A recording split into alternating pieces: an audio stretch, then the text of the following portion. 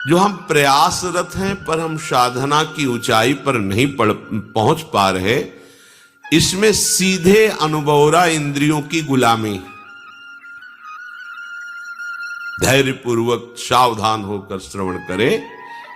इंद्रियों की गुलामी, आप अपने को ज्ञानी माने, विद्वान माने, भगत माने, महात्मा माने, वीर माने, कुछ भी, ये गुलामी छूट जाए तो अभी तुम स्वरूप में स्थित हो जाओ। ये जो हमारी 5 ज्ञानेंद्रियां हैं, आंख, कान, नाक, जिह्वा और त्वचा, नेत्रेंद्री, श्रवणेंद्री, घ्राणेंद्री, रसेंद्री और त्वगेंद्री, ये 5 विषयों में, पूरी सृष्टि को इन 5 विषयों में रख दिया गया है। रूप, शब्द, गंध, रस, स्पर्श, ये 5 ज्ञान इंद्रियों के विषय हैं। आंख रूप, कान शब्द, नाक गंध, जिह्वा रस और त्वचा स्पर्श, इसी में सारे सुखों को, सारे विषयों को रख दिया गया है। जगत में ये केवल 5 ही प्रपंच का विस्तार किए हुए हैं। कोई इन 5 में फंसा है, कोई एक में फंसा है। उपासक को स्वतंत्रता तभी मिलेगी जब पहले शास्त्र और गुरु की परतंत्रता स्वीकार करे। शास्त्र और गुरु का भय, शास्त्र और गुरु का शासन स्वीकार करे तो इंद्रियों के विषयों से हटने का उसको सौभाग्य मिल जाएगा। अगर वो शास्त्र और गुरु से स्वतंत्र है तो इन प्रपंच में वो परतंत्र रहेगा। सिद्धांत है ये। आजकल सबकी यही मांग है कि मैं किसी के अधीन नहीं, मेरा जीवन स्वतंत्र, मैं जो चाहूं वो कर सकता हूं। स्वतंत्र का हो, इंद्रियों के गुलाम हो, मन के गुलाम हो, विषयों के गुलाम हो। तुम विषयों को नहीं भोग रहे, विषय तुम्हें भोग रहे। विषय तुम्हारे अधीन नहीं, तुम विषयों के अधीन हो, विवेकहीन हो, इसलिए तुम समझ नहीं पा रहे हो। इंद्रियों की, विषयों की, मन की गुलामी को तुम स्वतंत्रता समझते हो। आजकल यही स्वतंत्रता मानी जाती कि जो मैं चाहूं भोगूं, जो मैं चाहूं देखूं, जो मैं चाहूं करूं, तुम मुझ पर अंकुश नहीं लगा सकते हो क्योंकि मेरा जीवन स्वतंत्र है। वाह, कैसी स्वतंत्रता! तुम समझ नहीं पा रहे हो स्वतंत्रता का स्वरूप क्या होता है। सब तुम्हारे अधीन हो, तुम किसी के अधीन नहीं।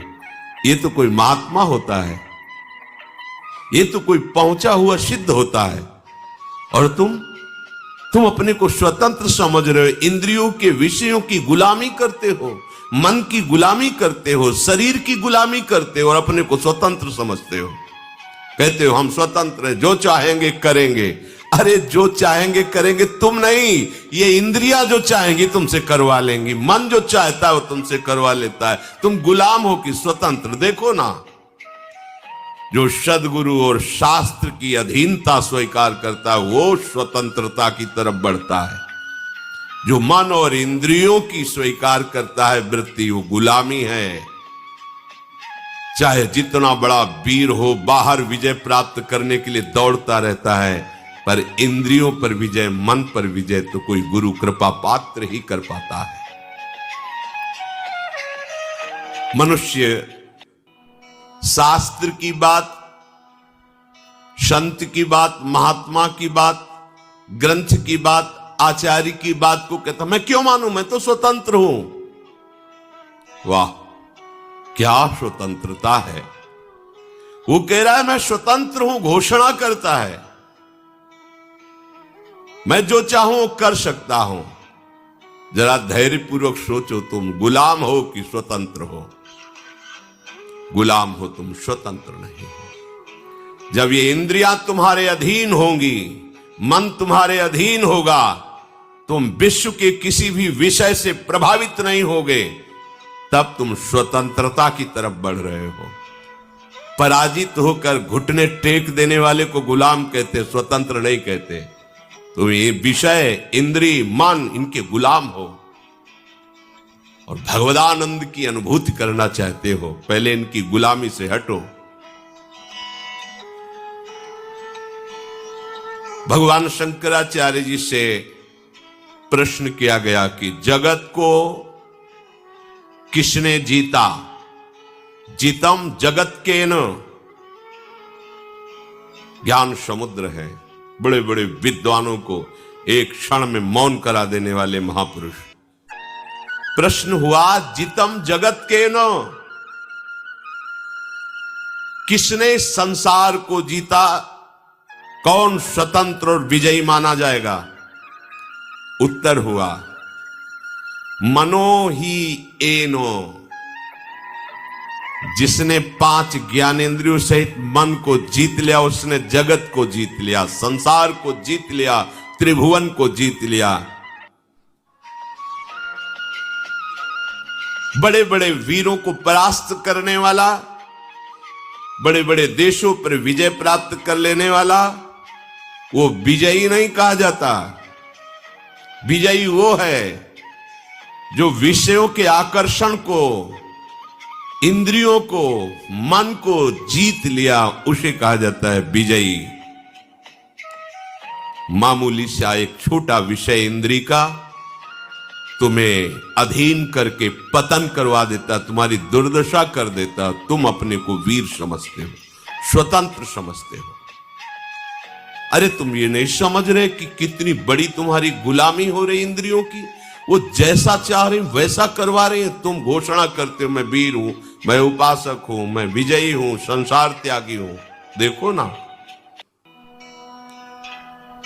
इंद्रियों की, मन की गुलामी से जो मुक्त हुआ, वही तो मुक्त कहा जाता है, वही तो भगवदानंद का अधिकारी होता है। पूज्य श्री भाई जी महाराज कह रहे हैं, मुंबई में एक बड़े विद्वान और ज्ञानी महात्मा, वो मेरे पास मिलने के लिए आए। वो बहुत बड़े सम्माननीय थे, बड़ा उनका सम्मान होता था। इतने बड़े वो विद्वान थे कि बड़े बड़े तार्किक उनके सामने टिक नहीं सकते थे। जहां कोई प्रश्न करे तो प्रश्न पूरा नहीं हो पाता था, उत्तर प्रारंभ हो गया उनका उत्तर। परंतु जब वो हमारे पास आए, 1-2 दिन रुके, तो उनकी दिनचर्या देखी। वो इतनी रसेंद्री के वश में थे, कुछ कुछ मिनट में भाई जी गरम जलेबी मंगवा दीजिए, वो रबड़ी, वो भुंजिया मंगवा दीजिए, ऐसा वैसा, इतनी मांगे थोड़ी थोड़ी देर में।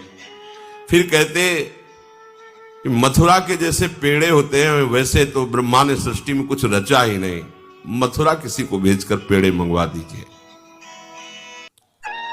एक दिन में 25-50 चीजें अलग अलग से मंगवा के पाना उनका स्वभाव था, प्रभाव था कि बड़े बड़े विद्वान तर्क में परास्त हो जाते थे और ज्ञानी थे, महात्मा वेश में थे, बड़ा सम्मान होता। हमारे एक मित्र थे नानू राम जी, उन्होंने उनको निमंत्रण दिया। महाराज की विद्वता और सम्मान देख करके जब घर ले गए तो छक गए शाम तक ही।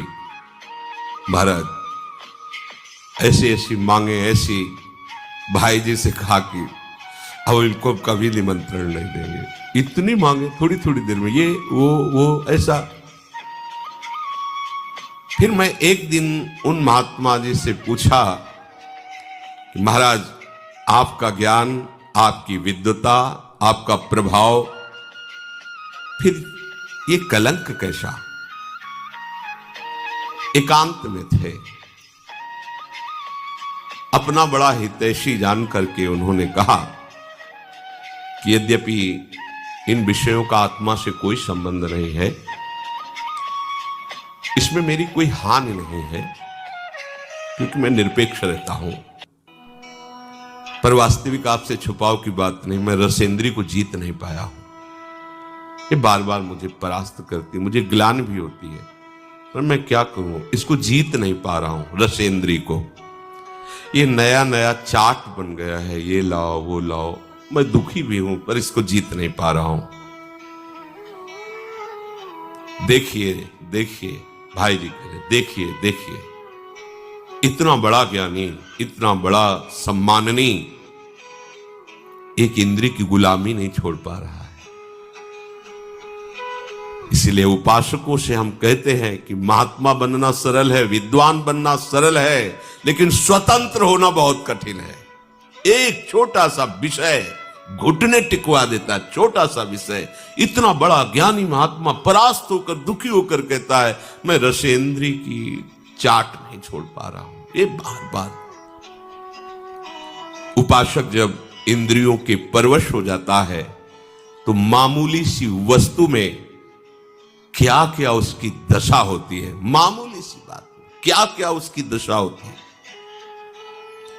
गोस्वामी तुलसीदास जी ने देखा इन इंद्रियों की लोलुपता को। ओह, इन इंद्रियों ने मुझे मजाक बना दिया, हंसी उड़ाई, अपने वश में कर लिया। अब नहीं, अब नहीं, अब मैं प्रभु का हो गया हूं। इंद्रियों, अब तुम हमें अपना गुलाम नहीं बना सकती, अब तुम हमारी हंसी नहीं उड़ा सकती। उन्होंने कहा अब लो नशानी, अब ना नशई हो, राम कृपा भव निशा सिरानी, जागे फिरी न दशे हो, अब लो नशानी, अब न नशई हो, पर बस जानी हंस्यो